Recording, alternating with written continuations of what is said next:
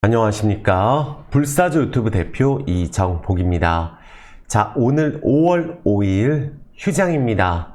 내일까지 휴장이에요. 하지만 우리나라가 쉬는 동안에도 오늘 내일 미장은 거래를 합니다. 그래서 중요한 내용 말씀드리려고 영상 올립니다. 영상 시청하시기 이전에 구독, 좋아요, 그리고 알람 설정과 따뜻한 댓글 꼭 부탁드리겠습니다. 요새 날씨가 많이 따뜻해지기는 했는데 일교차가 굉장히 심해요. 그래서 환절기에 감기 조심하시라고 말씀을 드리겠습니다.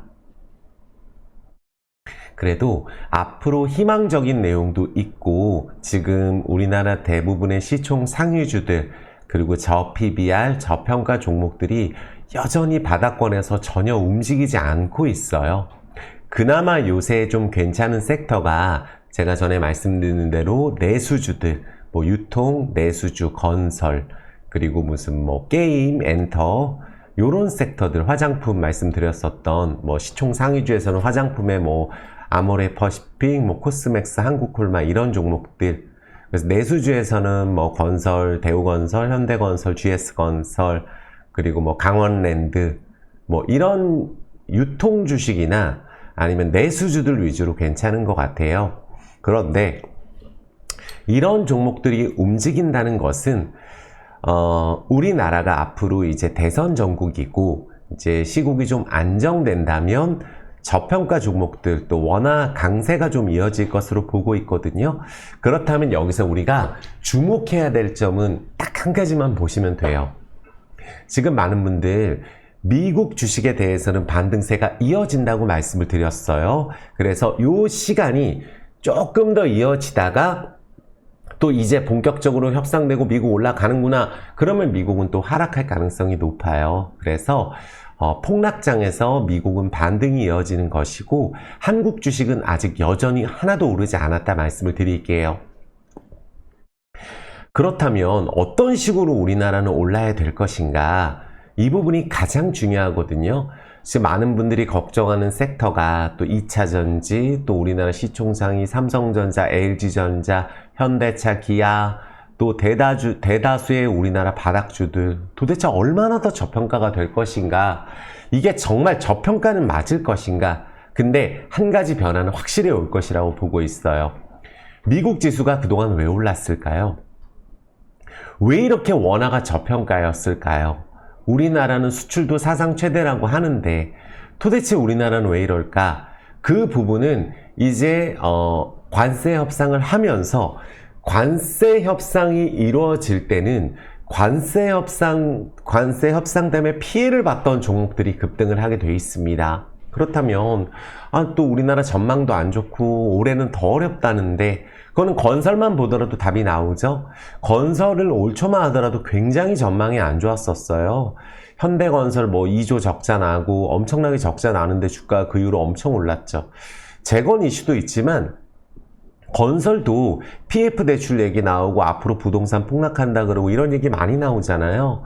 근데 건설이나 우리나라 대다수 종목들은 수출주들이 또 많거든요. 또 가장 피해를 봤던 게 물가, 또 자재값 상승이 가장 컸어요. 환율 문제 때문에. 그럼에도 불구하고 우리나라는 금리를 인하를 했죠. 또 일본은 금리 인상을 단행을 하면서 엔화가 강세로 갔었는데 지금은 뒤바뀌었습니다. 원화가 강세로 가고 있어요. 여기서 이제 우리가 캐치를 해야 되는데 우리가 주식이 또 지금 내수주도 한창 오르는데 내수주를 딱 질르면은 또 내수도 이렇게 꾸역꾸역 올랐던 부분도 조정 나올 수 있어요. 어떤 섹터가 오르면 관세 협상 피해주들 또 그동안 밑바닥에서 하나도 오르지 못했던 섹터들이 오르면 또 그렇게 꾸역꾸역 올랐던 섹터들은 쉬기 마련이거든요. 우리가 미국이 많이 올랐던 이유는 우리가 많이 질러서 올랐죠.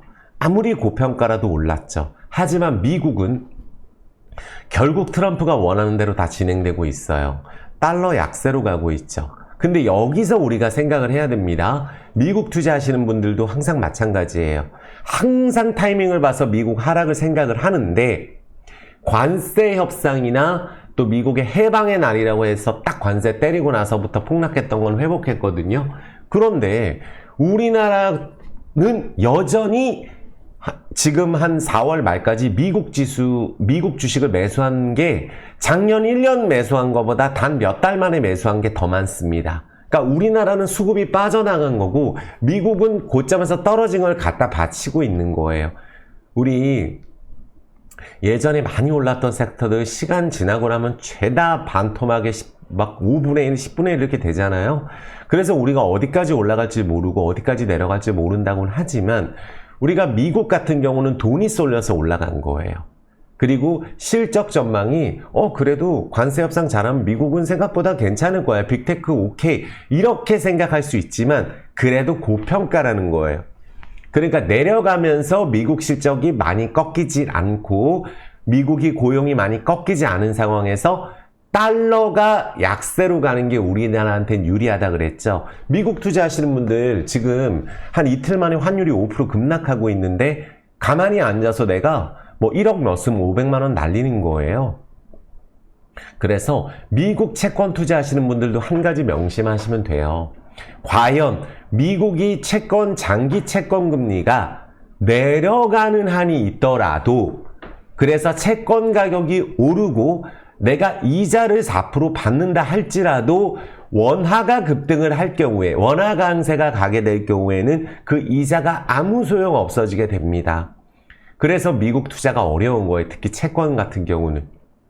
그리고 요새 지금 트럼프 대통령 원하는 게 달러 약세잖아요. 근데 달러 지수만 또 보면은 달러 지수는 폭락하고 요새 많이 안 떨어져요. 그래서 헷갈린 거예요. 그래서 미국 달러 약세라는데 미국 뭐 당장 뭐 달러 지수가 80, 70 이렇게 가는 거 아니야? 그러기는 힘듭니다. 하지만 원화 강세, 뭐 또 엔화 강세는 갈 수가 있어요. 엔화는 일본은 금리를 결국은 아직 0.5%예요.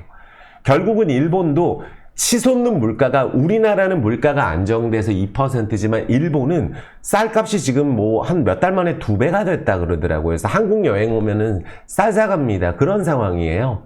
그렇다는 것은 일본은 결국은 물가를 잡기 위해서 금리를 인상을 해야 되는 상황인데 해봤자 지금 아직 0.5%이기 때문에 그러면 엔화가 강세로 가잖아요. 그러면 일본 채권이 또 인기가 있는 거고 우리나라는 마찬가지예요. 왜 이렇게 우리나라 채권, 일본 채권, 요새 뭐 인도 채권, 신흥국 채권이 왜 이렇게 인기가 있을까요? 그건 주식하고 또 별개로 봐야 됩니다. 미국을 투자하는데 성공하려면 달러가 강해야 됩니다. 그래서 미국 주식 해가지고 내 계좌 떨어져도 이 환율 때문에 그동안 계속 이득을 봤다고 한다면 지금은 미국 주식 떨어지면은 환차손까지 입을 수가 있어요. 그러니까 결국은 원화하고 달러의 관계만 봐야 된다는 거예요. 특히 채권 투자하시는 분들도 마찬가지예요. 주식 투자하시는 분들도. 달러 지수도 중요한데 원화하고 달러하고 비교했을 때 원화가 강세로 가면 우리나라가 인기가 있게 됩니다. 그렇다면 뭘 매수를 할까요? 공매도를 치고 나서 지금 급락을 하는 건 아니에요. 지금 거의 한 달 내내 뭐 공매도 폭격 이러면서 또 작년 말에는 원화가 폭락이 오고 미국 주식 막 사서 더 많이 폭락하고 이런 상황이 마무리되어 가고 있는 시점에서 관세 협상이 진행되고 있기 때문에 이제부터는 좋아질 일만 있는 거예요. 다만 미국은 달러가 약세로 가는 걸 원할 경우에는 미국 주식이나 채권 인기가 뚝 떨어집니다. 왜 다른 나라 채권이 인기가 있을까요? 그러면 미국이 폭락하면은 우리나라는 급등할 수 있을 것인가? 당연히 미국보단 유리하죠. 우리나라는 버려진 종목들이 대다수기 때문에 요새 우리나라 주식 아무리 이야기해도 안 움직입니다. 그래서 많은 분들이 영상을 찍지 않는 거예요. 그러니까 뭐 시황 얘기하고 미국 얘기하고 이러긴 쉬운데 종목들이 우리나라를 대표하는 기업들이 전혀 움직이지 않는 상황에서 거래량이 없어요. 지금 몇 달 동안에 미국 주식을 작년 1년치 산 것보다 더 많이 샀는데 이렇게 오른 상황에서 미국 주식을 또 들어간다? 또 안 되는 거겠죠. 반등을 했는데. 다만 그 상황에서 원화가 강세로 가게 됐다. 요것만 생각하시면 돼요. 왜 미국 자산이 고평가일 때 달러 약세가 될 경우에 우리나라는 왜 걱정할 필요가 없냐 많은 분들 이것만 명심하세요. 우리나라는 선진국 중에 부채 비율이 최고 좋습니다. 모든 선진국 통틀어서 최고예요. 무슨 뭐 가계대출 많지 않냐, 다 뭐 달러 보유가 지금 뭐 4천억 달러인데 세계 9위 수준인데 뭐 유동성은 부족하다, 뭐 이런 얘기 하잖아요. 저는 한국이 세계에서 제일 좋은 나라인 이유는 우리가 부동산 가격은 많이 올랐어요. 저는 빈부격차 때문에 부동산 떨어졌으면 좋겠습니다. 미국도 마찬가지예요. 양극화가 심한 상황이에요. 그리고 우리나라 인구가 늘어나야 되는데 인구가 이제 조금 1도 아직 안 되죠. 출산율이. 그래서 저출산을 지금 이제 막기 위해서 이제 출산 장려 정책이 엄청나게 쏟아질 거고, 인구가 늘어나야 우리나라의 미래가 있는 거예요. 그래서 이민 정책이라든지 또 이런 지원들은 앞으로 더 늘어날 겁니다. 그런데 중요한 것은 우리나라 달러 보유는 4천억 달러인데 미국 주식하는 사람 해도 한 1,000 몇백억 달러 또 거기에 플러스 돼요. 옛날에 IMF하고 비교하시는 분들도 있기 때문에 말씀드리는 거예요. 그때 미국 주식 얼마나 했나요? 안 했죠. 그러니까 외환 보유고가 거의 역대 최대라고 저는 생각을 합니다. 왜? 지금 외환 보유고가 4천억 달러인 거 빼고 해외 자산으로 달러 자산이 7조 달러예요. 그러니까 일본은 부채 비율이 260%, 260% 세계 1위예요. 선진국 중에. 근데 일본은 채권을 자국민들이 많이 갖고 있다 그래서 안정적이라고 이야기를 하는 부분들이 있지만 또 일본도 해외 자산을 많이 갖고 있잖아요. 그래서 일본 부채는 잘 평가해보면 실질적으로 한 120% 정도 된다, 이렇게 얘기가 나오고, 우리나라는 50%인데 해외에 있는 달러 자산을 합치면 순 부채 비율은 3에서 5% 정도밖에 되지가 않는, 그야말로 최고 우량한 국가가 한국입니다. 인구만 늘어나면 돼요. 그래서 그 부분을 본다면 한국이 전쟁만 일어나지 않는다면 세계에서 가장 안정적인 나라예요. 그래서 우리나라 채권이 인기가 있는 겁니다. 그래서 달러가 부족하다느니 한국은 망한다느니 그거는 있을 수가 없는 말이고, 세계에서 제일 좋은 나라가 한국이라고 여러 번 말씀드립니다. 우리나라처럼 살기 좋고 또 편의시설 잘 돼 있고 또 의료시설 세계 최고. 우리나라의 최대 단점은 외국인하고 우리나라 국민을 차별을 하지 않는다는 거예요. 그래서 건강보험이 적자가 나는 거예요. 너무 좋으니까. 미국에서는 많이 아프면은 정말 돈이 없어서 치료를 못 받습니다. 우리나라는 그런 상황이 아니에요. 그래서 세계 1위인 게 한두 개인가요? 삼성전자, LG전자, 현대차, 조선, 해운, 건설, 바이오, 2차전지 얼마나 좋아요. 중국하고 경쟁하는 과정에서 미국하고 중국하고 저 난리가 나면 우리나라가 수혜를 볼 수 있어요. 다만 우리나라가 미국에 대한 수출이 트럼프 1기 집권할 때보다는 10배 이상 흑자가 많이 나고 있기 때문에 이 부분은 줄어들 거예요. 하지만 그 부분이 단순히 중국이 미국에서 빈자리가 좀 있는 부분들을 우리나라 기업들이 치고 갈 수 있는 부분이 있고, 미국에 지금 우리나라가 굉장히 많은 투자를 하고 있잖아요. 그러니까 트럼프 대통령이 이야기하는 부분들 다 맞지가 않는 게, 우리나라가 미국 통해서 흑자 많이 보고 크고 있는 거 맞습니다. 그거 맞아요. 인정할 건 인정해야 돼요. 방위비 올려달라면 해야 되겠죠. 하지만 미국에서 흑자 난 만큼 우리나라는 미국에 전부 다 투자를 하고 있어요. 그래서 우리나라는 사실 통화수합도 필요가 없을 정도로 안정적이라는 거예요. 다만 사주는 사람이 우리나라가 없고 팔기만 하는 사람들이 있고 불안감 조성을 계속하고 있기 때문에 우울한 주식시장이 문제인 거예요. 그래서 주식시장에 대한 이 투자가 늘어날 수 있는 이런 정책만 나오면 우리나라 주식은 불같이 올라갈 수 있다고 생각을 합니다. 그건 진짜 팩트라고 제가 말씀을 드립니다. 그래서 우리 연휴 기간 동안에 요새 정말로 저도 이 영상 찍으면서도 정말 뭐 이런 게 다 있나 진짜 그런 생각이 들 정도가 있는데, 요걸 일단 한번 봅니다. 달러 지수예요. 요건 중요하니까 달러 지수예요. 달러 지수 보면 이제 99. 실질적으로 100하고 99 왔다 갔다 하는 상황이에요. 자, 그래서 이 달러 지수는 달러 원화로 계산했을 때 달러가 떨어진다는 얘기예요. 이걸 원화가 아니죠. 미국 순수 달러 지수가 떨어진다는 얘기예요. 근데 이게 한 이틀 동안에 폭락을 했느냐? 그건 아니에요. 근데 요 외환 요게 중요한데 요 보시면 이제 이게 가장 중요하죠. 원래 N하고 원하고 비교했을 때 왼쪽 게 기준이에요. 근데 지금 보면 N1이 이제 3년 동안에 역전이 됐어요. 엔화가 원화보다 더 떨어졌다는 얘기죠. 근데 며칠 전만 해도 엔화가 원화보다 한 3, 4% 올라 있었습니다. 근 3년 동안에. 그러면 우리나라 달러하고 원화로 했을 때 달러가 3년 동안에 9% 정도 올랐어요. 요게 제자리로 내려갈 가능성이 높죠. 결국은 유로 달러 보면 유로가 3년 동안에 7% 올랐어요. 유로 그렇게 폭락한다 그랬는데 달러 원화고 했을 때 달러가 3년 동안에 9%나 더 올랐어요. 근데 이제는 일본이 금리 인상 요번에 주저했기 때문에 원화가 강세로 가고 있다 라는 부분이거든요. 근데 요걸 보세요.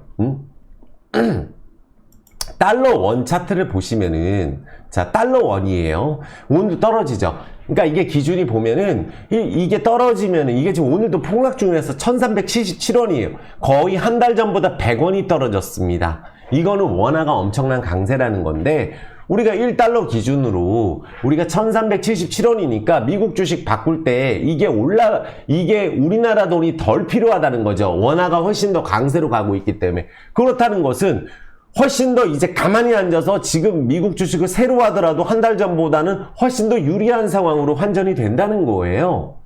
이 구조가 우리가 월봉으로 봤을 때 이 월봉으로 보게 됐을 경우에 명확해지는데 오른 게 보면은 요게 지금 약간 느린데 이게 일봉이고 이게 주봉이에요. 보시면은 급격하게 1480원으로 쭉 2023년부터 보면은 2023년에 1200원에서 쫙 올라서 여기 고점 돌파할 거 여러 번 두드러 맞고 지금 급락 나오고 있죠. 그런데 이때 작년 연말에 올랐던 급격하게 9월부터 1350원부터 1450원까지 올랐던 이 부분은 찌글찌글 하면서 결국은 이 아래로 내려올 가능성이 높아요.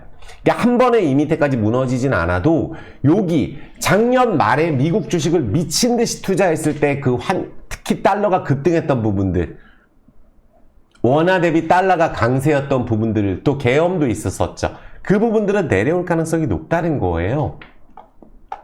그래서 우리가 지금 현재 봤을 때 원화의 가치가 올라가게 됐을 경우에는 우리나라 아주 외국인 투자는 매수가 꾸준히 들어올 가능성이 높아요. 지금 미친 듯이 한국 주식을 팔고 있어요. 계속 하루도 안 팔고 있거든요. 근데 원화가 좀 강세로 가겠구나. 그러면 한국에서 투자하려면 원화가 강세여야 되잖아요. 그래서 원화 강세이면 한국 주식 오르는 거예요. 그러니까 원화 강세로 가게 되면 외국인들 매수가 들어오기 때문에 급격하게 매도하는 거는 멈춘다. 그 부분이 우리나라 연휴 동안에 지금 1,400원 아래가 좀 고착화된다는 이미지가 딱 들면 외국인들 매수 들어오고 우리나라 채권도 올라가는 거예요. 우리가 채권 투자해서 우리나라 마찬가지예요. 금리 너무 낮죠, 지금.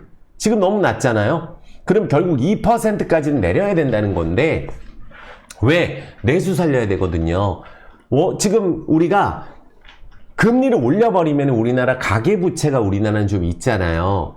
부동산 특성상 그런 부분들이 있거든요. 그럼 가계부채 또 자영업자가 많은 상황에서 당연히 내수를 살려야 되는데 지금 이걸 환율을 올려버리게 되면은 환율을 올려서 원화 강세가 되는 게 아니고 지금 환율이 계속 지금 우리가 갑자기 이제 금리를 내리지도 않았는데 원화 강세가 됐다. 금리를 올리지도 않았는데 원화 강세가 됐다. 이 부분 때문에 지금 한은에서도 금리를 내려야 되는데도 못 내리는 게 이 원달러 때문에 그러거든요. 그러니까 이 부분이 이제 좀 자신있게 금리를 내릴 가능성이 높다라고 보는 거예요. 왜? 우리나라 물가는 세계에서 가장 안정적이라고 보시면 됩니다. 2%밖에 안 돼요.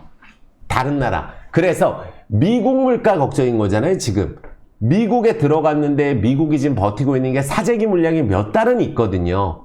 그래서 미국이 생각보다 CPI가 꺾이는 게 6, 7, 8이 아닐 수도 있잖아요. 그쵸?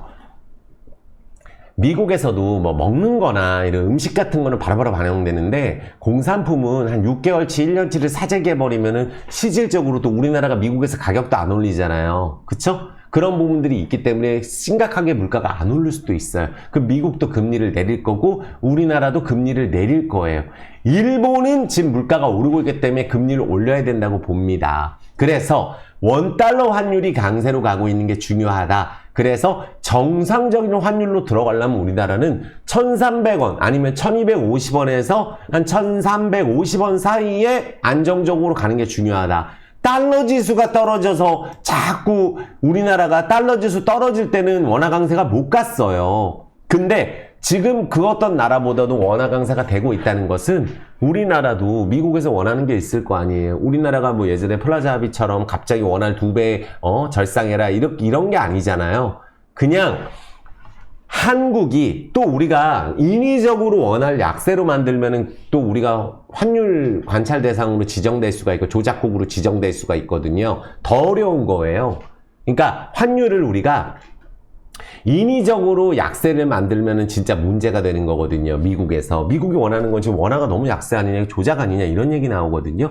그러면 우리나라가 원화 강세가 자동적으로 될 수밖에 없는 게 미국의 주식을 계속해서 미국 주식 투자했는데 달러가 약세로 되게 되면 우리나라 원화 환전이 또 늘어날 수가 있어서 원화 강세가 될 수가 있는 거고 미국 채권도 계속 사줘야 미국 달러가 강세가 되는데 미국 채권에 대한 인기가 떨어지고 우리가 환차손 입을 것 같은 미국 달러 또 채권도 투자 메리트가 떨어지거든요. 그래서 신흥국이라든지 다른 나라에서 지금 채권 시장에 강세를 띠고 있는 거예요. 물가는 잡혔다고 보고 미국은 바로 잡히냐 좀 나중에 잡히냐 차이 때문에 금리 인하가 좀 늦어질 수 있다. 그래서 채권 금리가 올라가는 거예요. 요거 이해되셨죠? 그래서 요 부분이 가장 중요하다. 이제 외국인들 매수가 들어올 수가 있겠구나. 그래서 오늘도 제가 말씀드리는 게 주제는 이렇게 잡았어요. 2차전지를 우리가 물렸다면 어떻게 돼요? 2차전지뿐만이 아니에요. 우리나라를 대표하는 기업, 저 PBR 주식, 또 실적도 잘 나오는 기업, 쓰레기 가격에서 거래하는데 모든 종목이 원래 원칙적으로 계좌복구 1순위 종목이에요. 가만히 들고 있으면 올라갑니다. 팔 사람들은 계속 지금도 팔았어요. 왜? 미국 주식에 대한 물타기가 역대 최대로 들어가 있는 상황이에요. 아시겠죠? 그러면서 작년 연말에는 패대기를 쳤기 때문에 폭락을 했죠. 미국 주식 올라갈 때. 하지만 지금은 1월 달에서 4월 달까지가 작년 1년치보다 한국 사람이 미국 주식을 더 많이 샀는데 그런데 주가는 폭락하고 있지 않기 때문에 버티고 있다는 게 더 중요한 거고 우리 주식이라는 것은 이렇게 보시면 돼요. 여전히 지금 2차전 전망 어둡다던데 실적이 잘 나오는데도 가지를 않습니다. 그쵸? 왜? 또 중국이 실질적으로 협상하는 과정에서 미국에서 우리 미국 수출이 매우 중요한 상황이잖아요. 그러니까 앞으로 미국에 대한 수출은 2차 전지도 중국 쪽도 유럽 쪽을 지금 타겟으로 하고 있는데 결국은 유럽 같은 경우도 미국 눈치를 볼 수밖에 없어요. 특히 안보가 걸려있기 때문에. 우리나라도 미국한테 왜 이럴까요? 미국이기 때문에 우리나라 성장한 건 맞아요. 하지만 안보가 직접적으로 걸려있기 때문에 우리나라는 오히려 협상하기가 좋은 나라죠. 미국한테. 근데 인도 보세요. 인도 요새 파키스탄하고 전쟁이니 뭐니 이런 얘기하는데 그런 일은 많이 있었기 때문에 전쟁은 일어나지 않더라도 이게 미국하고 중국 대리전이에요. 파키스탄이 중국 쪽이잖아요. 근데 인도는 트럼프에 대한 인기가 거의 사상 최대입니다. 막 동상도 세우고 그래요. 인도에서는. 그래서 협상을 지금 어떻게든 미국한테 퍼주기를 해서라도 협상을 하겠다는 거잖아요. 그쵸? 그렇다면 결국은 중국이 빠진 부분들을 다른 나라가 채워가고 중국도 미국하고 협상하는 과정에서 지금 무슨 수출하는 걸 미국한테 했던 걸 브라질 거를 뭘 산다든지 다른 나라에서 사온단 말이에요. 그래서 그 반사수혜로 뜰 수 있는 신흥국이 또 있을 수 있는 거고 미국에 비집고 들어갈 건 한국 기업이 가장 유력합니다. 그리고 유럽도 마찬가지. 말은 저렇게 하더라도 어떻게 할 수가 없어요. 또 어떤 분들은 미국 채권 다 팔아제끼는 거 아니냐. 중국에서 일본에서 자폭하겠다는 거거든요. 그러니까 어떻게 보면 중국이 미국 채권 많이 갖고 있는 것도 일본이 많이 갖고 있는 것도 미국에 대한 약점이라기보다는 서로 약점이에요. 중국도 마찬가지예요. 미국 주식을 계속 팔아제낀다? 그것도 위험하죠. 왜냐면 우리 달러 약세되고 또 위안화 강세되면 또 중국 좋을 거 없어요. 하지만 중국은 기축도가 될 수가 없잖아요. 그래서 그 부분 생각한다면 우리가 이상적으로 보는 거는 달러 지수에 대한 급격한 하락은 좀 막을 수가 있는데 지금 100 아래에서 왔다 갔다 하고 좀 반등 나올 수도 있잖아요. 115에서 떨어진 거라서. 그런데 그거보다 약간 더 중요한 것은 원화가 달러 대비해서 강한 이거를 본다면 원화가 워낙에 약세했던 부분 때문에 미국 주식으로 더 많이 간 것도 있어요. 가만히 갖고 있으면 달러 올라가니까 그 부분은 꺾인다. 그게 달라진 거라고 보실 수가 있습니다. 이해되셨죠? 그래서 우리나라가 지금 보면은 외국인들이 단 하루도 거르지 않고 지금 코스피에서 순매도를 하고 있는데 이제 그 순매도 폭이만 1조, 2조씩 때리다가 1,600억 정도 코스닥은 조금 사고 있어요. 근데 우리가 화가 나는 건 뭐죠? 지금 현재 나스닥 선물은 한 1% 빠지고 있어요. 그런데 미국 주식을 본다면 제가 말씀드렸죠. 미국 인버스 정말로 제가 강조드리고 SQQQ도 2.5배, 속스 3배 올랐습니다. 바닥에서. 속스는. 속스는 3배까지 올랐었단 말이에요. SOXS 있죠? 요거는 보시면은 여기 16불에서 53불까지 거의 3배 이상 올랐었단 말이에요. 그런데 이건 3배짜리기 때문에 여기까지 내려왔는데 기왕지사 여기서 내려오게 되면 왔다 갔다 하다 요 밑에 라인 건들 수 있어요. 그래서 인버스 보시는 분들은 분할적으로 보시는 게 낫겠죠. 이게 PSQ 기준으로 미국 인버스가 단기간에 급등은 이건 1배짜리예요. 미국 하락하면 올라가는 상품이죠. PSQ는 미국 나스닥 지수에 투자하는 건데 그래서 나스닥이 폭락할 때 급등하고 내려왔는데 다 내려오진 않았죠. 근데 요 밑에 라인 있죠. 한 30불에서 38불 사이.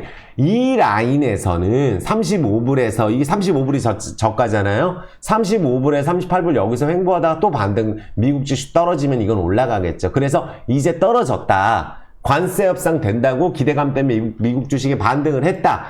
테슬라도 반등을 한 상황이에요.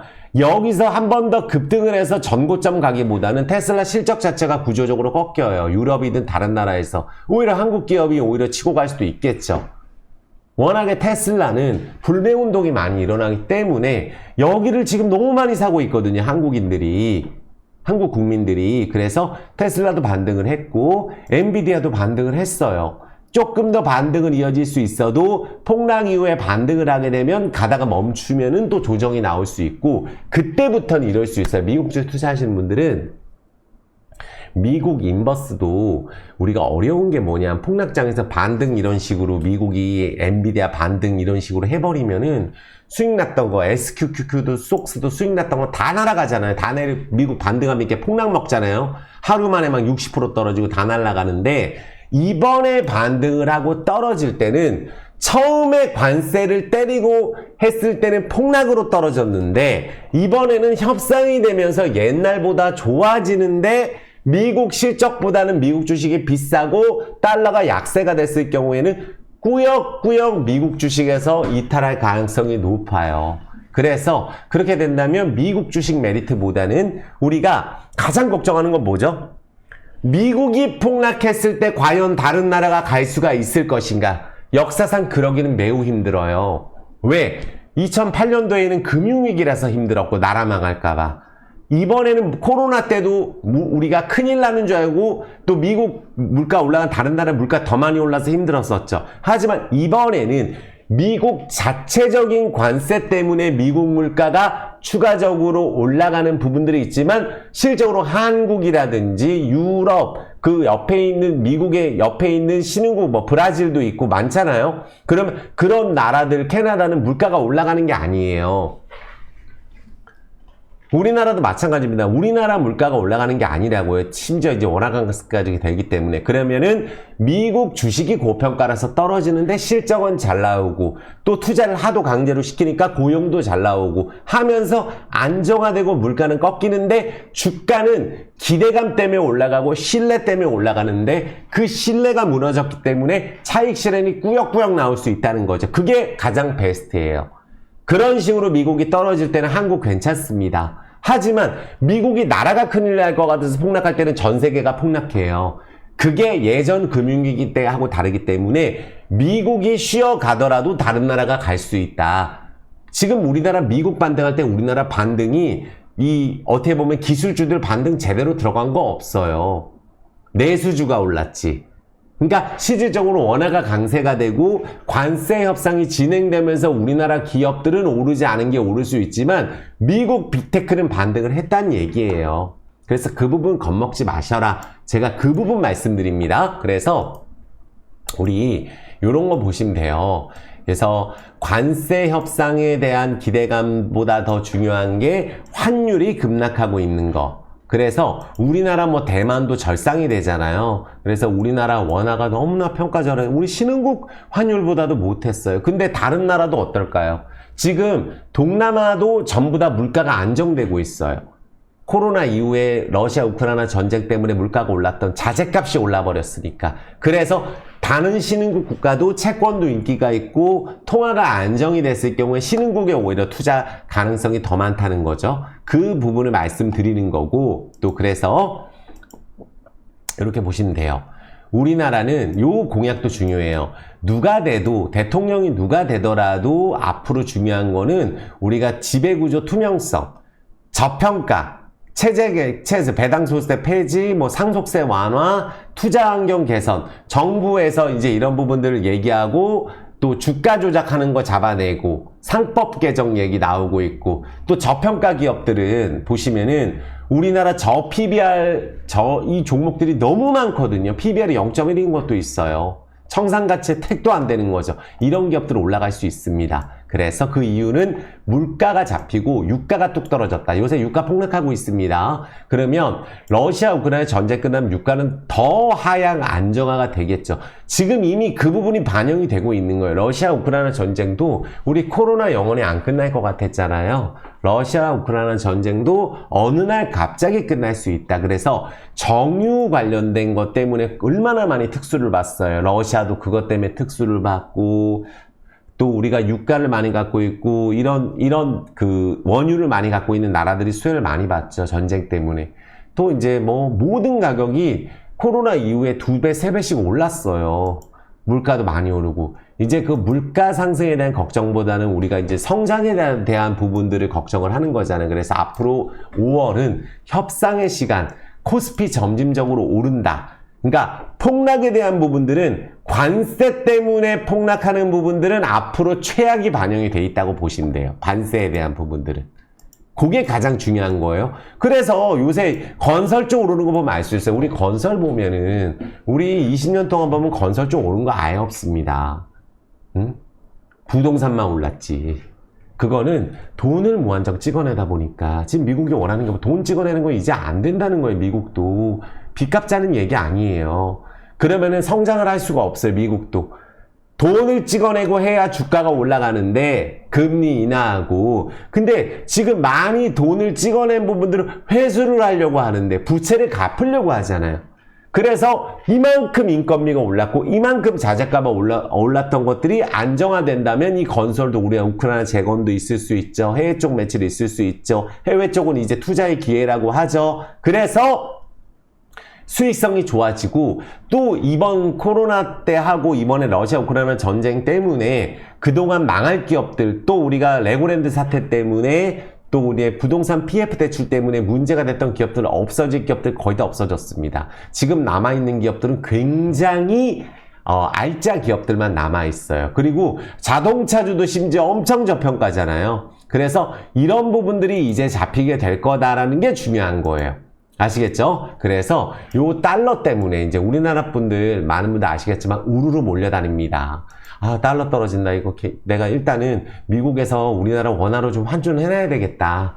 이런 생각 들죠. 또 내가 미국을 사고 팔고 하는 과정에서도, 우리가 많은 분들 미국 주식할 때 우리가 은행 가서 달러를 살 때 팔 때 가격이 많이 다르지만, 그냥 계좌에 놓고 할 때는 크게 그 수수료가 없어요. 그러니까 원화 환전했다, 달러 환전했다, 왔다 갔다 하면서 원화도 환전을 많이 할 거라는 거예요. 우리나라 원화 환전 많이 하면 원화 강세. 미국 주식 팔면, 채권 팔면, 채권 더 이상 많이 안 사면 원화 강세예요.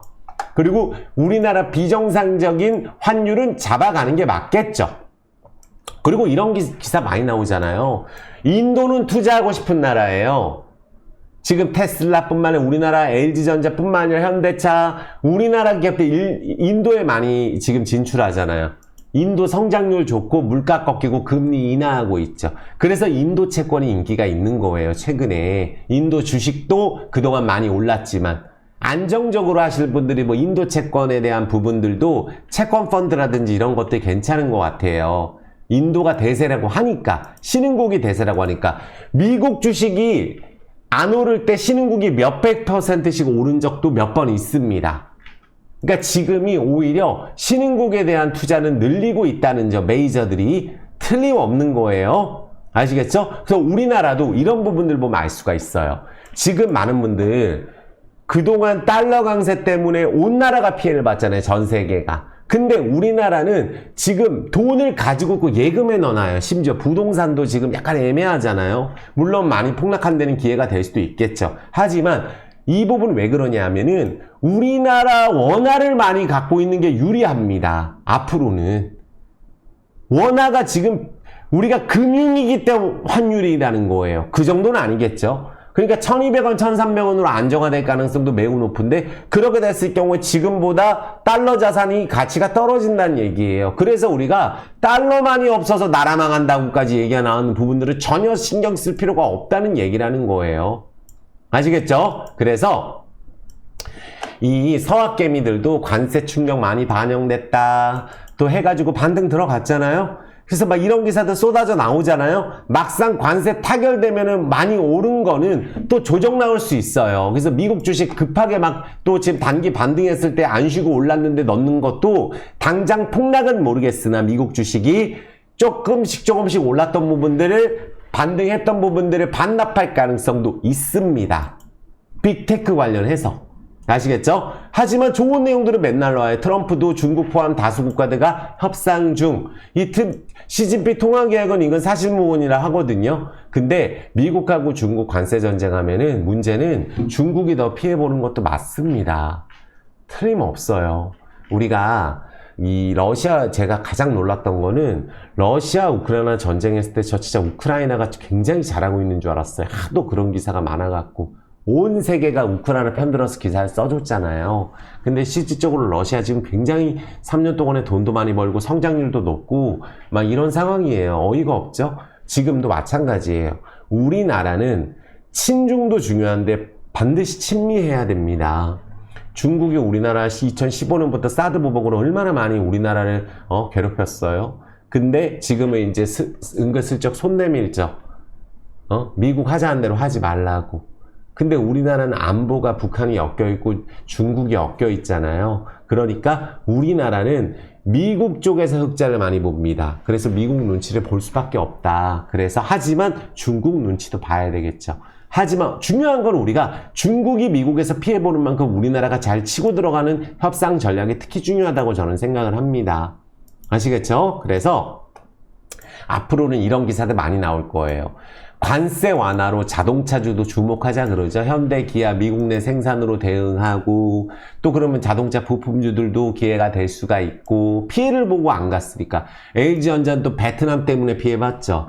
베트남 관세 많이 맞아서 이렇게 관세 때문에 피해봤던 기업들이 오히려 오를 때 많이 오를 때는 또 내수주들이 안 갈 가능성이 있어요. 그래서 지금 우리나라는 협상이 되고 있는 과정에서 앞으로 당분간 몇 달 동안은 계속 그 협상 관련된 최악에서 이런저런 호재가 나오면서 반등 칠 가능성이 매우 높다라고 말씀을 드립니다. 그래서 우리나라에 대한 기업의 종목들에 대한 기회 걱정은 조금 덜 하셔도 된다. 이 부분 말씀드립니다. 지금 거의 제가 말씀드린 이 38분 동안 말씀드린 내용이 정말 중요한 내용이에요. 미국 투자하실 때도 참고하시면 되고 우리나라 투자하실 때도 참고하시면 됩니다. 그래서 지금 보면은 이런 부분들 말씀드리는 거예요. 우리나라가 삼성전자가 트럼프 대통령이 당선되고 폭락을 이렇게 많이 했죠. 당선될 것 같다고 해서.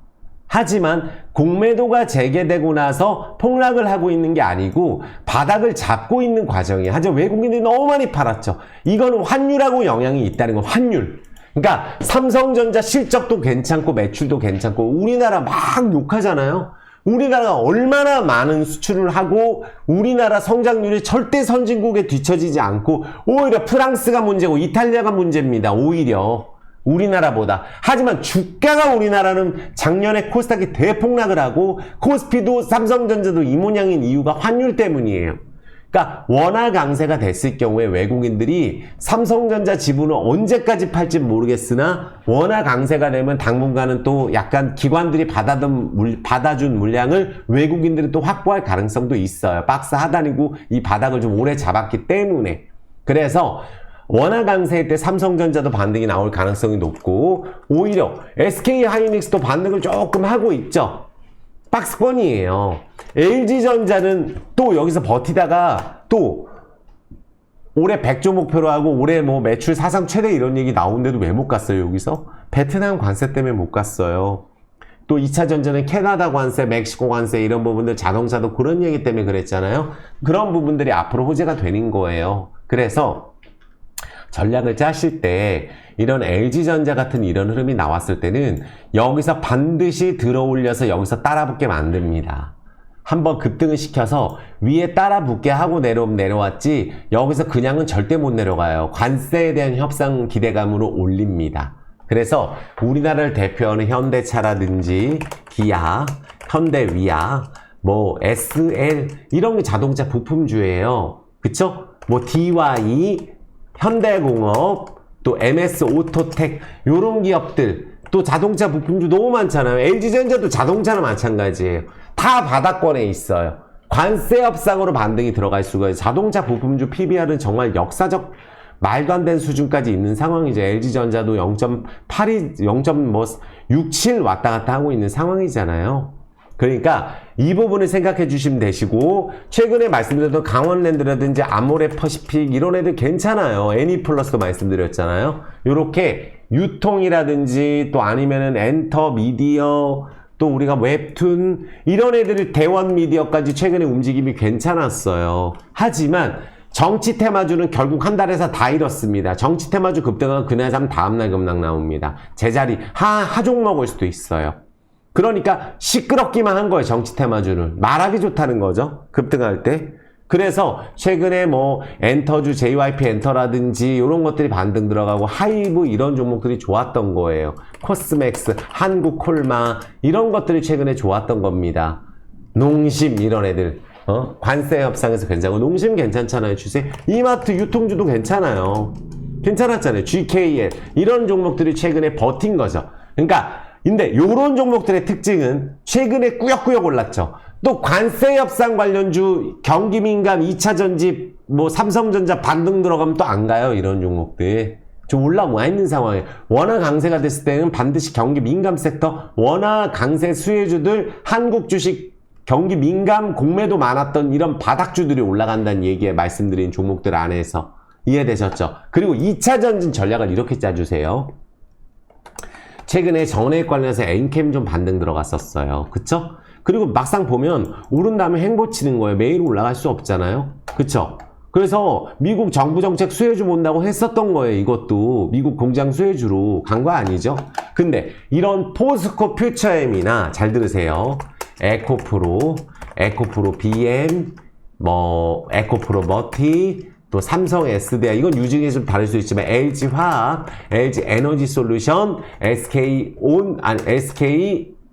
아이테크놀로지, LNF, 코스모 신소재 이런 애들은 어떤 식으로 되냐 하면 자 포스코 홀딩스까지 요런 애들 잘 들으세요. 요런 애들은 어떤 식의 움직임이 예상이 되냐 하면은 우리가 포스코 퓨처엠이나 에코프로 BM 너무 중요하죠. 많은 분들 그쵸?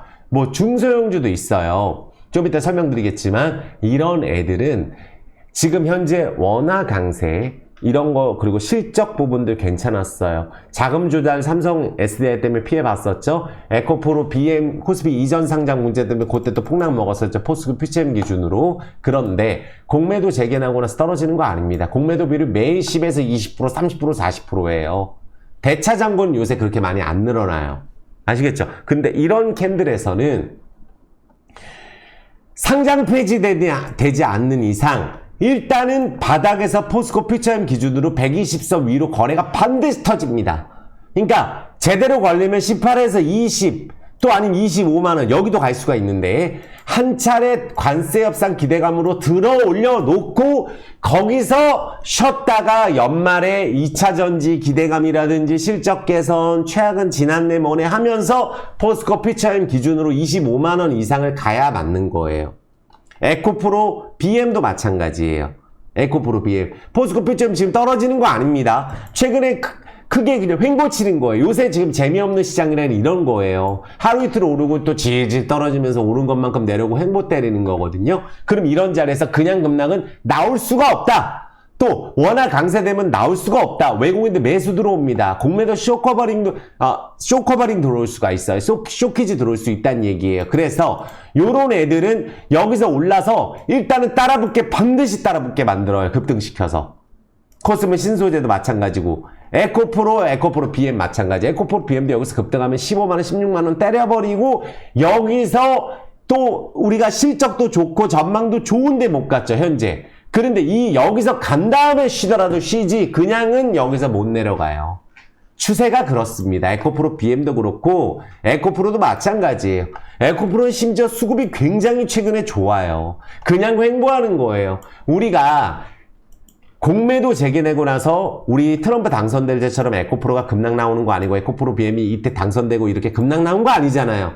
테슬라는 급등했다 내려오고 반등인 거고 작년에 트럼프 당선된 급등했다가 다 내려오고 악재들이 많이 나오고 있다면 우리나라 2차 전지는 최악은 지나가면서 중국에 대한 수혜를 보는 걸 기다리고 있는 상황이에요. 물론 삼성 SDI나 이런 점유율이 좀 줄었다. 또 우리가 삼성 SDI ESS 쪽으로는 대응을 또 하고 있고 설비 투자해야 되고 미국에 투자해야 된다. 이런 부분들 때문에 지금 오버행 이슈가 있는 상황이지만 그 중국에 대한 점유율을 비집고 들어갈 수 있는 기업들이 반등이 나올 수 있다는 거예요. LG화학도 그렇고. 그래서 포스코 피처엠은 자산을 매각을 하고 있잖아요. 그래서 요런 종목들은 제가 봤을 때 심지어 이게 자금 조달을 3자 배정으로 할 거다. 아니면 차입을 할 거다. 뭐 유증할 거다. 얘기 많이 나오고 있죠.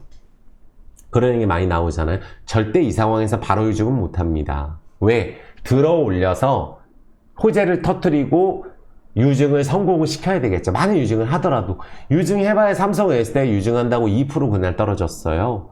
이런 큰 종목들은 유증 비율이 크지 않으면은 유증한다 해서 개별 코스닥 종목처럼 당일날 30% 떨어지고 15% 떨어지는 거 아닙니다. 그래서 오히려 포스코 피처엠도 차입금이 늘었던 이유가 투자를 늘린 거였고 왜 이런 삼성 SDI도 차입에 대한 부분들이 커졌느냐. 포스코 피처엠이 지금 9조 6천억 밖에 안 돼요. 예전에 60조 70조였습니다. 2년 전에. 그때 2조 3조는 아무것도 아니었죠. 그러니까 우리나라 이런 대기업들 2차 전지, 전기차, 캐즘 이런 거를 오히려 지원을 해주는 정책들이 앞으로 나올 가능성이 높다는 거. 특히 대선 전국이에요. 여긴 또 가지고 있는 자산은 포스코 홀딩스도 그렇고 여기도 파는 거 아니에요. 전기차 시장이 최악을 찍고 회복이 되고 있는 상황에서 오히려 지금 투자를 했던 부분들이 성과로 나오기 전에 회사가 문제가 되면 안 되기 때문에 이런 대기업들을 지원하는 한국판 우리가 2차 전지 지원책이 나온다는 얘기예요. 그리고 이미 올해 IR에서도 최악은 지났다고 얘기했었어요. 우리 철강 최악이라는 데 반등 나왔던 거하고 똑같습니다. 그래서 포스코 피처엠 에코프로 BM은 당연히 될 수밖에 없다. 우리 포스코 홀딩스 같은 경우는 자사주 매입해서 소각한다고 했죠. 그러니까 거의 1조 5천억 정도 현금 창출한다고 했죠. 120개인가 처분했잖아요. 현금 3조 만든다고 했잖아요. 그쵸? 그래서 우리가 포스코 홀딩스에 대한 우리가 기업에 대한 이런 우리 등급 때문에라도 포스코 피처엠 쉽게 유상증자 못하고 차입금으로 못 가요. 물론 그런 등급에 상관없이 위해서 유증 얘기도 나오고 하잖아요. 포스코 피처에 3자 배정할 수도 있어요. 현대차랑 같이 제 말씀은 그게 아니고 현대차라든지 자동차 대기업이랑도 협업을 계속 하고 있는 그런 상황이기 때문에 전혀 가능성 없는 것도 아니고 또 우리가 지금 바닥에서 누구 좋으라고 바로 유증을 때릴까? 그것도 아닐 것 같아요. 삼성 SDI가 저렇게 된 마당에. 그래서 우리한테 알려주고 유증 때릴 리도 없고 포스코 피처엠 같은 경우도 포스코 홀딩스도 마찬가지예요. 그리고 에코프로도 마찬가지입니다. 오히려 차입금을 줄여놨어요. 수주에 대한 결과도 나오고 헝가리 공장 이야기도 나오고 있고 우리가 작년 에코프로 같은 경우 4분기 때가 한 7천억 가까이 자금 조달했었죠. 그리고 차입금 감소됐죠. 부채 비율 줄어들었죠. 그래서 외국인들이 오히려 에코프로 BM 수급 나쁘지 않습니다. 그리고 제일 많이 올랐던 애들이 오를 때 제일 많이 올라요. 그리고 우리가 배터리 믹싱 공정 장비 회사 중에서도 SK온, LG 에너지 솔루션, 수혜주로서 우리가 습식 공정 수혜주 있죠. 그러니까 LG 에너지 솔루션 수혜주 뭐 있었죠? 윤성 FNC 있죠. 요것도 마찬가지. 이거는 심지어 이렇게 영업이익이 터무니없이 늘어나고 부채 비율 50%밖에 안 되는데 자체적으로 전환사채로 해서 돈을 발행하잖아요. 전환사채는 주식전환 안 하고 갚아버리면 그만이고 주식전환 하기 위해서라도 주가를 올리는 경우도 많아요. 이렇게 돈을 버는데도 자체적으로 자금 조달을 할 수 있는 중소형주는 기회가 될 수가 있어요. 윤성 FNC 같은 기업들, 또 TSI 같은 기업들이 실적을 잘 내요. 보면. 그래서 2차전지 장비주 안에서도 기회가 될 수 있는 게 있고, 코스모 신소재는 우리가 흑자가 나더라도 못 갔잖아요. 근데 주가 떨어진 걸 보세요. 이게 얼마나 떨어졌나. 이런 기업들은 일단은 탈출시키기 위해서 바닥에서 더블 한번 칠 가능성이 높아요. 신소재, 윤성 FNC 이런 종목들이 보면 이건 실적이 이렇게 좋은데도 10분의 1 됐잖아요. 대주주 지분율도 그대로고. 그래서 주가를 올리는 데 있어서 환율 역할도 중요하고 관세 협상도 중요하다는 얘기예요. 코스모 신소재도 마찬가지고. PNT도 회사 괜찮은데도 지금 우리가 수익도 괜찮았는데 바닥 헤매고 있잖아요. 다 요런 차트 잘 보면 최저가예요. 잘 보면은 아무리 기업이 좋아도. 그나마 우리가 반도체 관련 호재로 반등했던 게 나인테크, 레이크 머트리얼즈 이런 것들이 반등 치고 내려오고 지금 이 자리까지 내려왔어요. 이수 스페셜티도 내려왔죠. 스페셜 케미칼. 그쵸? 그리고 에코프로 머티도 지금 제자리로 내려온 상황이 다 내려온 상황이에요. 응? 그래서 우리가 나노 신소재도 있죠. 도전제. 이런 종목들이 그냥은 안 무너집니다. 심지어 우리가 왜 폐배터리는 제가 잘 말씀 안 드리냐면 이렇게 막 적자가 1000억씩 나요. 시총 4000억인데 세비캠도 그렇고 이 시총이 800억인데 적자 100억씩 나는데 주가가 막 10분의 20분의 이렇게 떨어져 있고 망할 기업들이 이미 거래 정지돼 있어요. 그리고 상장 폐지될 가능성도 있고 그래서 2차 전지는 심지어 그냥은 당연히 살려줘야 된다고 제가 항상 말씀드리죠. 차별하면 안 된다는 거예요. 우리가 바이오 기업 같은 경우도 신라젠 살려줬잖아요. 살려주고 또 자체적으로 호재를 찾고 그러니까 그냥도 대주주가 돈을 챙긴 건 아니고 실질적으로 몽골 광산에 대한 부분들이 수익성의 문제지 얼만큼 나오냐 문제지 없는 게 아니에요. 그러니까 살려주게 되면은 그 이후에 자연스럽게 유증을 얘만 허가를 안 하는 건 안 된다는 거죠. 개인 투자자 피해가 너무 크다는 거예요. 이 큰 기업을 지금 상장 폐지한다? 이런 것들이 다 주식에 영향을 받는 거예요. 그냥 상장 폐지 못 시킨다고 생각합니다. 저는. 아시겠죠? 그래서 앞으로는 이런 부분들이 이제는 감사보고서 시즌도 지났고 환율도 강세가 되고 여러 가지 수혜를 볼 수가 있는 거예요. 우리나라 지금 대기업들 못 가면 뭐가 갑니까 도대체? 결국 우리나라 대기업이 가야 되는데 포스코 DX 기술적으로 바닥 잡고 자리 잡고 있는 구간이에요. 포스코 인터내셔널도 마찬가지예요. LNG 관련주에서 중소형주 급등 이것도 급등 더블 치고 지금 바닥 따지기 들어가는 거예요. 더블 쳤다가 철강주도 현대제철 급등했다가 내려온 다음 반등 들어가는 거 아니에요. 그 최악인 상황에서 그러니까 지금 우리나라 대기업들 지금 바닥인 종목들 전혀 경기 민감 섹터도 안 올라간 상황이에요. 그나마 제가 말씀드린 현대건설이라든지 반등 적고 대우건설 목표가 상향시키고 SMR 관련주로 지금 올해는 움직임 자체가 괜찮아요. 대우건설이 오히려 실적이나 수익성 매출 10조 나오는 회사입니다. 그래서 제가 대우건설 같은 기업들이 정말로 크게 갈 수 있다고 생각이 들고 현대건설, GS건설 다 DLES 이런 기업들이 재개발 재건축 관련주예요. HDC 현대산업개발도 있죠.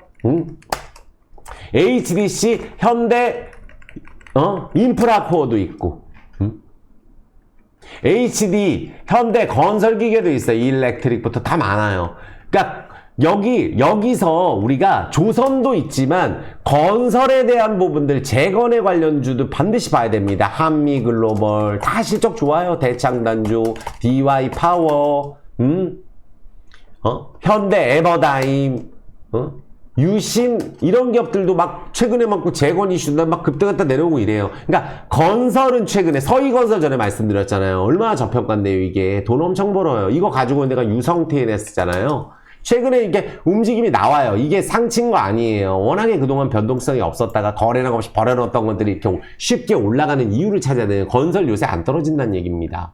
이해되셨죠? 그래서 2차 전지는 모든 저평가인 종목들 죄다 바닥이라는 거예요. 내수가 그나마 내수 관련주가 최근에 안 빠졌고 이 부분이 중요한 거라고 저는 생각이 듭니다. 그리고 음식료 업종들, 피부 미용 쪽 이런 것들이 클래시스 이런 애들이 최근에 버티고 있는 게 아무리 어려워도 우리가 피부 미용 쪽은 고령화 사회 갈수록 계속 관심이 많잖아요. 건강하고. 그래서 바이오도 건강이나 피부 미용 쪽은 장기적으로 밝은 기업들이 많이 있는 것 같아요. 찾아보면은. 그쪽 보시고. 바이오도 지금 셀트리온이 갔나요? 간 거 아니에요. JW 중해제약 실적 아무리 좋아도 안 갔어요. 다 요런 차트가 우리나라 대다수 제약바이오에서도 특별 비만 치료제, 특이한 임상 관련주 아니면 안 갔다는 얘기예요. 다 임상모 한다 그러고. 그러니까 재무제표 안 좋은 애들이 제약바이오에서도 올랐어요. 앞으로가 기대된다고, 임상 기대된다고. 근데 실질적인 저평가 제약바이오는 하나도 안 갔습니다. 그걸 아셔야 돼요. 이해되셨죠? 그래서 K-뷰티 쪽이나 우리가 음식, 피부 미용, 이런 쪽은 저는 그 가능성 높다고 봐요. 그쪽은. 아시겠죠? 그것도 안 간 게 워낙 많으니까. 바닥에서. 이해되셨죠? 그래서 이 부분까지 말씀드리고 건설이든 CJCGV도 마찬가지예요. 여기는 이미 유증 다 했고 차입에 대한 부분들은 부채만 좀 줄어들이면은 최악은 이미 지났어요. 넷플릭스 때문에 극장에 대한 안 가는 게 아니고 극장은 재밌으면 가고 여기는 베트남을 이미 어느 정도 성공을 시켜놨고 해외 쪽에 대한 영업이익은 앞으로 늘어날 거예요. 왜냐하면 신흥국 시장이라든지 우리가 미국 달러 강세 때문에 환차손 때문에 손해를 봤던 부분들이 앞으로는 환입이 될 가능성이 있어요. 제가 항상 말씀드리는 게 이 러시아 우크라이나 전쟁이라든지 물가가 오르게 돼서 달러 가치가 계속 오르게 되면은 신흥국 투자에서 딱 하나, 우리나라도 딱 하나, 원화 가치가 안 좋으면은 손실을 보는 게 신흥국에서도 손실을 보는데 왜 최근에 신흥국에 대한 관심이 많으냐? 환차손이 이제는 크게 안 날 가능성이 높다는 거예요. 달러 약세를 트럼프가 원하고 있다는 걸 꼭 생각해 주셔야 됩니다. 물가만 잡히면 신흥국 화폐 가치도 올라가요. 그게 가장 중요한 거예요. 그래서 LVMC 홀딩스도 마지막으로 말씀드리면 여기가 가장 실적이 턴어라운드가 제일 많이 된 건데 아직 안 바뀌었죠. 4분기 때 실적을 요것만 읽어보시면 돼요. 6년 만에 최고 호조가 나왔는데 이마트가 지금 라오스에서 제일 잘 됩니다. 이마트 노브랜드 1, 2, 5점 다 잘 돼요. 그리고 여기가 실적이 왜 4분기 때 작년 4분기 때 터무니없이 좋았느냐. 이제는 환율 프로모션도 안 해요. 차값이 3배 올랐습니다. 그리고 신흥국, 베트남이든지 라오스 끼비든지 화폐 가치가 다 떨어졌었잖아요. 그동안에. 그럼 화폐 가치는 지금 슬슬 오르고 있어요. 우리나라뿐만 아니고 달러가 약세로 되고 있기 때문에. 그래서 이 경제 회복과 더불어서 여기 나오죠. 라오스 끼비에 대한 약세에 대한 터널을 지나갔고 여기도 보면은 달러가 많으면 부채가 또 많아지는 구조인데 왜? 달러 가치가 오르니까 거기 자국 통화 화폐 가치가 떨어지고 수입 물가가 올라가니까 차값이 3배 오른 거예요. 이제 그 부분이 이제 완벽하게 턴어라운드가 되고 있기 때문에 라오스 깁 가치가 올라가면 여기는 한국하고 정상회담을 통해서 경제적 동반자 협정을 했기 때문에 라오스하고 협력이 역대 최대. SK뿐만 아니고 우리나라 건설, 우리나라 이마트, 파리바게뜨, 맘스터치 그리고 우리가 쇼핑몰 그리고 택시 사업, 카카오 모빌리티하고 협업 이런 부분 때문에 올해는 더 많이 성장한다고 하죠. 그 모멘텀이 7월 달에 있어요. 쇼핑몰 뿐만 아니고 환율 프로모션 중단됐잖아요. 그래서 여기에 보면 이마트도 이제 우리가 이마트하고 협업하는 부분도 이미 지분이 있지만 LVMC하고 이마트하고 해서 이 LVMC UD에 지분이 있잖아요.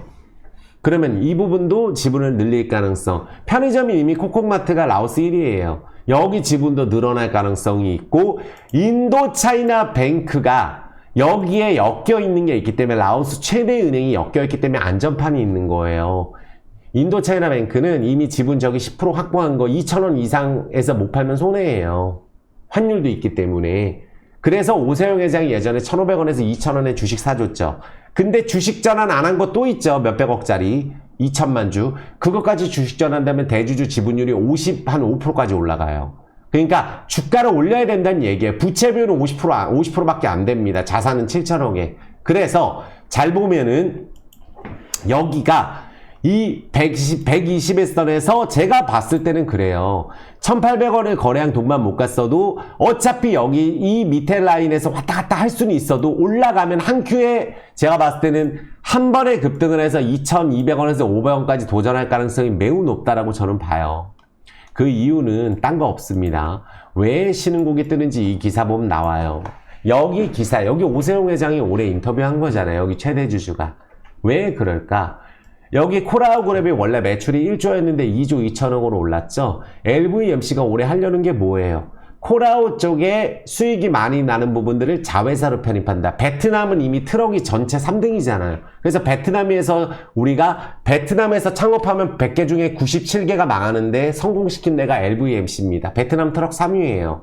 그래서 라오시 신도시 건설한다고 했죠. 여기 나오잖아요. 지금 모멘텀이 7월 달부터 다 있어요. 연매출이 2조 2천억이에요. 자산 3조입니다. 근데 여기에는 뭐가 있냐면 코라우 그룹의 이뮤니스 바이오, 동구 바이오 제약, 그리고 뭐 지미션, 그리고 우리가 코코마트 이런 지분들을 확보를 한다는 거죠. 자회사로. 그걸 한다고 했어요. 그래서 여기 보시면은 여기서 이제 우리가 코콕 메가몰 1호점 올해 6월 달에 그 BMTN에 또 세워지죠. 라오스판 스타필드예요. 지금 이게 7월 안에는 세워지는데 지금 거의 다 된 걸로 알고 있거든요. 한국 기업에 한 60개 정도 들어가요. 엄청난 크게 모멘터죠. K푸드가 뜨는데 여기에 우리나라 모든 기업이 LVMC랑 하고 태국 기업 여기 들어가고 4층은 면세점이에요. 신세계백화점하고도 하죠.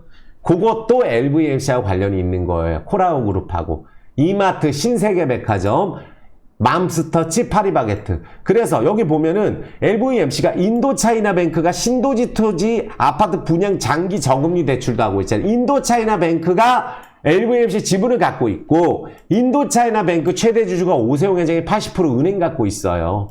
그래서 편의점 2,000개까지 늘리고 요게 지금 다 된다는 거예요. 올해. 그래서 요 부분들. 그래서 라오스 이마트가 지금 너무 잘 되고 있기 때문에 실적이 턴어라운드 되고 1분기 실적은 5월 말 안에 나오겠죠. 근데 지금 작년 4분기 때 역대 최대로 170억 영업이익을 냈어요. 그래서 작년에 적자 났던 부분들 몇백억씩 재작년부터 적자 났던 거 다 흑자로 바꿔놨고 부채도 없습니다. 그럼 최대 주주가 3년 동안에 여기서 1,000억 이상을 매집했는데 월봉을 보세요. 최대 주주가 이 구간 동안에 1,000억 이상을 매집했어요. 그리고 KR모터스 매각도 진행된다면 어떻게 될까요? 그리고 원달러가 강세가 되고 있으면 최대 수혜가 LVMC입니다. 러시아 우크라이나 전쟁 끝나게 되면 최대 수혜가 LVMC예요. 왜? 라오스가 지금 건설도 뜨고 땅값이 오르는 나라예요. 라오스 뜨는 나라라는 거예요. 검색해보시면. 그래서 아마 이번 달부터는 굉장히 좀 기대가 된다라고 저는 보고 모든 종목 마찬가지고 2차 전지도 마찬가지고 하지만 실적이 좋아지고 저평가에 올해 크게 뜰 수 있는 재료가 너무 많다. 찾아보시면은. 그래서 여기 대주주가 주식을 많이 갖고 있고 인도차이나뱅크, KR모터스 매각이 엮여있기 때문에 아마 크게 올릴 가능성이 높고 아마 여기서 매집을 한 주체가 많기 때문에 올리게 되면은 한 번에 거래 터져서 급등할 가능성이 매우 높아서 지금 1,720원에서 계속 1,800원 왔다 갔다 하는데 이런 건 의미가 없어요. 급등해서 가야 의미가 있는 거예요. 이해되셨죠? 그래서 제가 봤을 때는 정말로 이 종목뿐만이 아니라 기대를 할 종목들이 너무 많고 2차 전지도 제가 시나리오를 짜드린 대로 여기서 그냥은 절대 못 가요. 못 내려갑니다. 그럴 거면 공매도 재개되고 다 폭락 먹었어야 돼요. 실질적으로 횡보를 하고 있는 구간이고 지난달에도 미국 쪽으로 자금이 너무 많이 유입이 됐는데 그게 작년 한두 달 동안에 작년 1년 동안 미국 주식 간 거보다 더 많이 갔다는 게 말이 안 되고 한국 주식의 수급이 비었다는 얘기거든요. 그래서 관세 협상으로 자동차 주식도 갈 수가 있고 관세 협상으로 2차 전지가 갈 수 있고 원화 강세로 우리나라 대부분 저평가 종목들 다 갈 수 있다 말씀을 드릴게요. 이해되셨죠? 그래서 오랜만에 영상 올려드렸는데 2차 전지 갖고 계신 분들, 지금 뭐 포스코 퓨처엠 갖고 계신 분들도 이거 옛날에 이렇게 털무 당선되고 이런 폭락 과정 아니잖아요. 공매도 재개되고 나서도 주가 떨어지는 거 아니잖아요. 근데 맨날 보니까 똑같아서 답답한 거잖아요. 그 부분이 해소가 되면 2차 전지, 포스코홀딩스, 에코프로, BM, 삼성전자, LG전자부터 해서 수많은 한국에 있는 저평가 기업도 올라갈 겁니다. 절대 기운 내시라고 말씀드릴게요. 구독, 좋아요, 엄지 꼭 부탁드리겠습니다. 오늘 제가 영상을 찍는 데 있어서 요새 2차 전지도 영상 다른 데도 안 올리더라고요. 저는 이 부분 말씀드릴게요. 적어도 지금은 최악인 상황에서 주가가 급등이 먼저다. 우리가 맨 좋을 때 들어가서 안 되는 경우 많잖아요. 최악인 상황에서 건설이 올라가는 걸 보면 아시죠? 조선도 막상 질르면 그날 급등한 거 질르면 잘 안 갑니다. 그래서 내수주들도 이제 슬슬 움직이기 시작했고, 우리나라는 세계에서 가장 안정적인 나라예요. 순부채 비율은 우리나라 10몇 %밖에 안 돼요. 우리나라 불안감 조성하지 말고, 우리가 정치인들끼리 막 싸우잖아요. 한국 문제, 인구가 안 늘어나는 게 문제고, 우리나라 주가 부양식을 못 낸 게 문제예요. 전 세계가 저렇게 가는데 우리나라는 좀 기업 실적 좋아서 사놓으면 맨 떨어지고, 워렌 버핏조차도 우리나라는 손절쳤어요. 예전에 포스코 그룹 사가지고. 근데 우리나라가 그만큼 그 주가 부양을 위해서, 우리나라는 미국은 부채가 많았던 걸 줄이려고 하는 상황이고, 다른 나라, 특히 우리나라는 부채 비율도 낮은 나라고 달러 보유도 세계 최고예요. 우리나라 국민들이 얼마나 많은 미국 자산을 갖고 있겠어요. 공공기업도 그렇고. 그래서 우리나라 원화 가치 절상이 어느 정도는 되게 되면, 당연히 원화가 약세되면 해외 쪽 좋은 거 아니냐. 그거는 어느 정도까지예요. 우리나라 원화 가치가 너무 안 좋으면 수입 물가 때문에 내수가 죽어버립니다. 그래서 내수를 살리기 위한 또 금리 인하가 들어갈 거예요. 이렇게 원화 강세로 가게 되면 눈치 안 보고. 지금 금리 인하 못한 거는 다른 이유 없어요. 금리 인하 해야 되는데 부동산 때문이 아니고, 부동산도 있겠죠. 하지만 부동산은 모든 국민들이 엮여 있어요. 하지만 그런 부분들보다 더 중요한 건 내수 시장을 살려야 되고 인구를 늘려야 된다고 저는 생각을 하고, 원화가 어느 정도는 절상이 돼야 됩니다. 그래야 우리나라 돈이 들어오는 거예요. 그래서 이번에 환율이 지금 떨어지고 있는 부분들 가장 강조드리는 게, 달러 지수는 그렇게 안 떨어졌는데 원화 가치가 올랐다. 그것도 달러 지수는 99.4 거의 비슷해요. 근데 원화가 급등 중이다. 그래서 우리나라 매수가 어느 정도 한 번은 우리가 확실하지 않겠지만, 우리나라 장 끝나고서부터 본격적으로 폭락을 해서 1372원 갔다. 당장 1300원 가고 이런다는 얘기가 아니에요. 어느 정도 이렇게 되면 원화에 대한 투자가 늘어온다. 우리나라 채권이나 주식 쪽에 주식 들어온다. 그래서 당장 내일 모레부터는 막 외국인들 매도가 미친 듯이 늘어나고, 미국 증시 최근에 좀 올랐다 조정 나와서 우리나라 또 급락 나오겠지. 이거는 아니라고 말씀드리고, 관세 협상 때문에 기회가 있다라고 제가 말씀을 드리겠습니다. 정말 힘들 안 나시죠? 그래도 오늘 공부 많이 해서 제가 말씀드렸고, 앞으로 지금보다 나아지는 시기가 이번 달부터 온다라고 말씀을 드리겠습니다. 구독, 좋아요 꼭 좀 부탁드리겠고, 같이 힘내보자 라는 따뜻한 댓글 꼭 부탁드릴게요. 올라가는 종목만 매일 얘기하고, 이거 급등하네, 저거 급등하네, 이거 버려라, 저거 버려라, 최저점에서 지금 버리면 공매도 쇼커버 나오면 우리나라 종목들 정말 많이 올라갈 수 있다고 제가 말씀드리고, 큰 후회가 될 수가 있어요. 인내하신 분들은. 그래서 앞으로 좋아질 거 생각하시면서 힘내시라고 말씀을 드리겠습니다. 수고하셨습니다. 사랑합니다.